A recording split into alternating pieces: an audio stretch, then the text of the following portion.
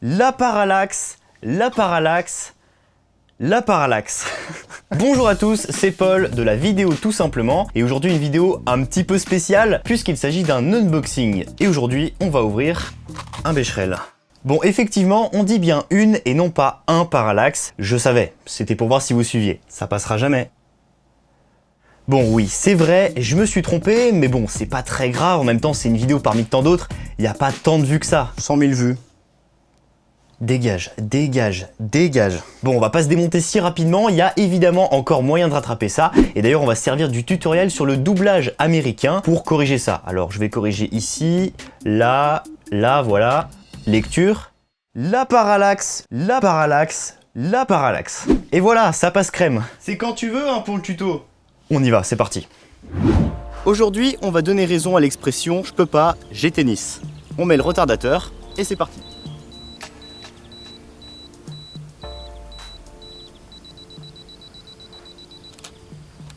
La photo est prise, première étape, créer deux calques à partir d'un seul. L'idée c'est de séparer deux éléments figés d'une même photo et d'en faire deux calques différents. Et bien c'est parti, sans transition, on va sur Photoshop. Et première chose, on prend notre photo, alors soit elle est shootée en RAW, soit en JPEG, mais peu importe, on l'ouvre avec Photoshop. Ici pour gagner du temps, j'ai déjà développé ma photo, mais si vous souhaitez en savoir plus sur le développement, ça se passe juste en haut à droite. Une fois développé, j'appuie sur Ouvrir une image. Et la première chose à faire, c'est de séparer le sujet de l'arrière-plan. Ici, le sujet, c'est moi, et l'arrière-plan, c'est les tennis. Donc première chose, on va avec l'outil correcteur localisé. J'agrandis un petit peu la brosse. Et ensuite, je viens me sélectionner entièrement.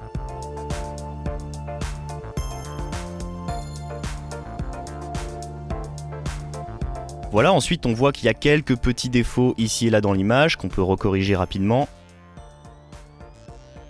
Bon, quand ça veut pas, peu importe, on pourrait y passer plus de temps, mais ici, c'est pas le but. Ensuite, on exporte, donc fichier exportation, exporter sous, et je change le format de l'image en mettant en JPEG. Tout exporté, on va mettre ça dans élément parallaxe, et on l'appelle arrière-plan.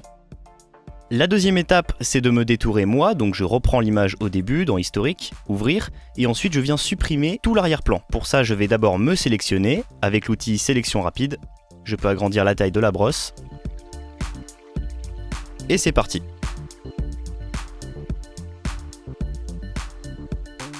Une fois que la sélection est faite, je peux faire sélectionner et masquer pour améliorer un tout petit peu la sélection.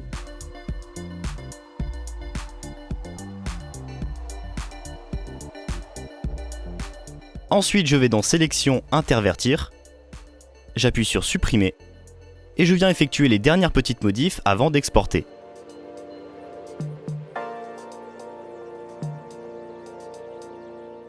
Et quand le détourage nous plaît, on va dans Fichier, Exportation, Exporter sous, et cette fois choisir le format PNG et bien vérifier qu'il est exporté en transparence.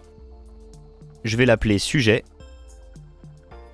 Et ensuite, dernière chose, je viens de checker les éléments dont j'aurais besoin, donc l'arrière-plan sans sujet, le sujet sans arrière-plan, et bien sûr une balle de tennis avec le pourtour transparent. Alors pour ça, je suis simplement allé sur internet et j'ai tapé balle de tennis PNG. En gros, ça veut dire qu'il y a un canal alpha avec, c'est-à-dire qu'il y a de la transparence. Je vous mets tous les liens en description. Alors petite précision aussi par rapport à l'autre vidéo, en général pour qu'un parallaxe fonctionne, il faut minimum 3 calques. Un calque d'arrière-plan et de sujet, et puis le troisième, un calque qui va être proche de la caméra pour rajouter un peu plus de mouvement. Par exemple, si vous avez un parallaxe avec de l'eau, vous pouvez rajouter des gouttes d'eau devant et derrière le sujet, ce qui va rajouter plus de profondeur dans la scène et donc un meilleur mouvement et donc une meilleure parallaxe. Par exemple, pour la scène du mariage, si on n'avait pas eu les roses, on aurait peut-être beaucoup moins ressenti cet effet de profondeur. Ici, j'ai choisi les tennis. Pourquoi? Parce que balle de tennis. Et bien c'est parti, on attaque le gros du travail dans Premiere Pro.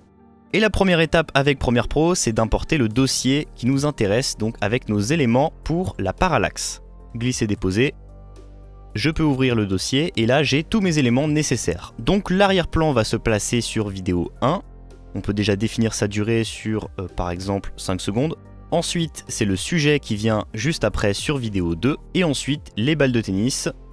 La balle de tennis pour l'instant qui vient sur vidéo 3. L'image est un peu grande, la première étape c'est de cliquer sur arrière-plan, d'aller dans options d'effet et de réduire un petit peu la taille, voilà, pour que ça s'affiche correctement. N'oublions pas que le calque se déplace, donc il va falloir zoomer un tout petit peu plus pour lui laisser de la marge à droite et à gauche. L'échelle à 45 est bonne, j'applique exactement la même échelle sur l'autre calque. on voit que je suis peut-être un petit peu petit, donc je peux me regrossir un petit peu. Allez, on va me mettre de cette taille-là à peu près. Et ensuite, je peux m'occuper de ma balle de tennis pour le moment et la redimensionner.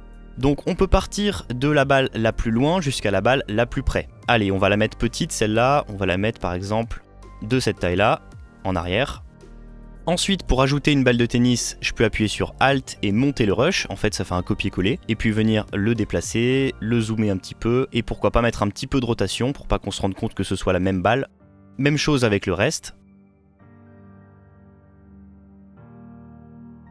Une fois que toutes les balles sont bien placées, on peut passer à l'animation. Alors pour ça, rappelez-vous, tout ce qui est loin se déplace lentement et tout ce qui est près se déplace plus vite. Ici, on veut faire croire un travelling de la caméra, par exemple de la gauche vers la droite. Donc on va d'abord animer l'arrière-plan. Je me place au début, je vais dans Options d'effet. Je clique sur le petit chronomètre qui signifie que j'ajoute une animation sur l'axe X et Y. Je vais à la fin et je le fais déplacer un petit peu à droite. Voilà, comme ceci, pas trop. Là, il se déplace un peu trop vite, donc je peux revenir à peu près au milieu de sa trajectoire, venir placer un point clé et le remplacer par celui de la fin. Même chose pour le sujet, donc je clique sur le calque, animation de la position, je me déplace à droite, et là, il va falloir que je me déplace un petit peu plus rapidement que l'arrière-plan. Ici, on voit que ça marche, mais je me déplace encore une fois un peu trop rapidement, je pense, donc on peut ajouter un point clé ici, le remplacer par celui de la fin. Encore un tout petit peu trop rapide. Ensuite, on fait la même chose avec toutes les balles de tennis. Toutes les balles qui sont le plus au fond vont se déplacer plus lentement. Toutes les balles qui sont près vont se déplacer plus rapidement. Et là, désolé, mais je suis obligé de faire un timelapse.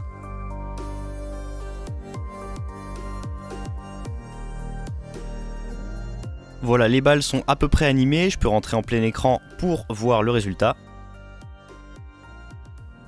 Et ben c'est pas trop mal pour quelque chose de fait à la main. Maintenant le petit détail peut-être c'est de bokeh l'arrière-plan. Donc pour ça on va dans Effet, Effet vidéo, netteté et défaut de mise au point. Au lieu de 25 on peut mettre 1. On peut re-rentrer en plein écran et checker. Et ça marche plutôt bien. Voilà, sur Premiere Pro ça fonctionne, mais ça reste très manuel et pas encore vraiment adapté pour créer des effets poussés. L'avantage avec After Effects, c'est qu'on va simplement placer les balles de tennis en 3D dans la scène et c'est le déplacement, le mouvement de la caméra qui va créer cette sensation de profondeur dans la scène et de perspective. Et ben sans transition, After Effects. Et c'est parti, première étape, on importe nos 3 calques, arrière-plan, balles de tennis et sujet. Ensuite, on crée une nouvelle composition. Ici, les paramètres sont bons, 1920 par 1080, et puis je vais mettre 6 secondes, ça suffira. Dans cette composition, on va placer l'arrière-plan en arrière, le sujet au-dessus de l'arrière-plan et la balle de tennis en dernier. Pour commencer, on peut redimensionner tous nos calques. Alors, calque d'arrière-plan, allez, comme ça ira. Ensuite, le sujet. Donc là, même chose, notre arrière-plan était à 42 et notre sujet doit être à 42 aussi. Et ensuite, la balle de tennis, on va aussi la redimensionner. Et puis, l'idée, c'est d'avoir à peu près une balle qui fasse la taille comme elle ferait dans la réalité si je la posais dans ma main. Voilà, c'est pas évident à juger, mais comme ça devrait aller. Ensuite, je peux basculer tous les calques en 3D, comme ça, et créer une caméra. 50 mm c'est bon, bloquer le zoom ok, et on n'active pas la profondeur de champ. Pour l'instant, ça nous sert pas à grand chose, on va rester simple. Ensuite, on peut changer de vue. Au lieu de caméra active, je peux aller dans Vue personnalisée 1, qui doit ressembler à celle-ci normalement, et venir prendre mon sujet et le déplacer sur l'axe Z, à peu près comme ça. Ensuite, je fais la même chose avec la balle de tennis. D'ailleurs, je vais la copier, donc CTRL-C et CTRL-V plusieurs fois, voilà, pour avoir plusieurs balles. Et ensuite, je peux faire la même chose, c'est-à-dire déplacer sur l'axe Z, X et Y, donc c'est-à-dire à droite ou à gauche, en haut ou en bas, et sur l'axe des Z, c'est en profondeur. Et là encore une fois, timelapse. Voilà la dernière, et ensuite une fois qu'elles sont toutes placées, je peux rebasculer en vue caméra, et cette fois les déplacer à la main dans l'image. Je vais ensuite renforcer l'effet de profondeur en mettant beaucoup plus de balles en avant et en arrière. À un moment donné, si vous ne savez plus quel calque, enfin en tout cas quelle balle appartient à quelle référence ici, vous pouvez simplement passer la souris et au moment où vous passez la souris, il y aura un petit cadre autour des balles et ça vous indiquera quel calque correspond à quelle balle de tennis. Voilà, la composition n'est pas tout à fait terminée, mais je peux déjà animer la caméra pour qu'on ait une sensation de mouvement. Donc pour ça, je peux cocher position et point ciblé, c'est ce qu'on va animer. Je me déplace à la fin des 5 secondes et j'anime ici la position et un tout petit peu le point ciblé pour pas qu'il se décale. Alors il se décale encore un petit peu, je vais le modifier. On est pas mal pour le travelling cam, et là déjà on a une idée de ce qui va fonctionner et de ce qui ne va pas marcher dans la parallaxe. Donc on voit que le sujet, c'est-à-dire moi, se déplace pas vraiment en 3D, peut-être que je ne suis pas assez près de la caméra, donc on va modifier ça. Transformer, et position, rapproche-toi un petit peu. C'est mieux, c'est pas encore parfait, je pourrais être plus près. Si maintenant je suis assez près de la caméra mais je suis trop grand, ne pas hésiter à remodifier l'échelle, par exemple 40. Ensuite, je vais modifier un petit peu la profondeur des 4 dernières balles au fond. Je vais modifier légèrement la rotation de chaque balle pour qu'elle ne paraisse pas identique.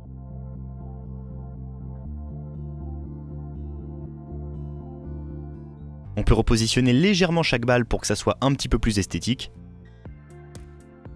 On peut regarder ce qui serait presque le résultat.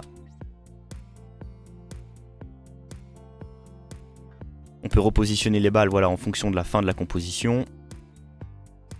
On pourrait s'arrêter là, mais il y a peut-être d'autres choses à faire, notamment animer chaque balle séparément, comme ça on aura à la fois un mouvement de travelling de la caméra, plus un mouvement de chaque balle, comme si elles étaient vraiment en train de bouger en l'air. Ensuite on pourrait bokeh chaque calque, par exemple les balles qui se trouveraient près de l'objectif seraient un petit peu floues, c'est normal, c'est naturel en tournage, et le fond pareil pourrait être un tout petit peu flou, et évidemment le sujet, c'est-à-dire moi, serait net. A savoir aussi que si certains éléments bougeaient très rapidement, pour que ça soit plus naturel à l'œil, on pourrait définir quel calque bouge, par exemple ici, et activer le flou de mouvement juste ici. Comme ça, une fois qu'on fait lecture, on aurait un flou naturel comme si on avait pris par exemple avec une caméra et un shutter qui serait réglé sur 1/50e par exemple. Bon allez, de toute façon cette vidéo sera longue, donc tant qu'à faire, on peut aller dans caméra, option caméra et activer la profondeur de champ. Ensuite, je vais volontairement mettre l'ouverture au maximum, zoomer un petit peu pour voir ce que je fais. Régler la distance pour que je sois net, alors on va essayer. Voilà, ici je suis à peu près net, je peux dézoomer. Et là je vais réduire évidemment le flou de diaph. Allez, comme ça, ça devrait être bon. Je vais légèrement bokeh l'arrière-plan. Pour ça, je vais dans arrière-plan, effet, netteté, flou d'objectif. Et je le mets, allez on va essayer à 10. Peut-être un petit peu trop, on va le mettre à 7. Comme ça, ça me paraît pas mal. On peut faire lecture. Ça marche à peu près, je vais encore travailler un tout petit peu dessus et puis je vous montre le résultat tout de suite.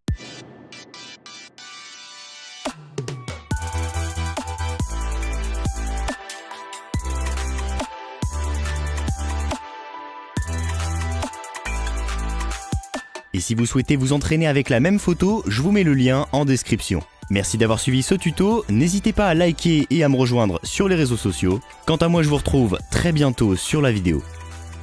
Tout simplement.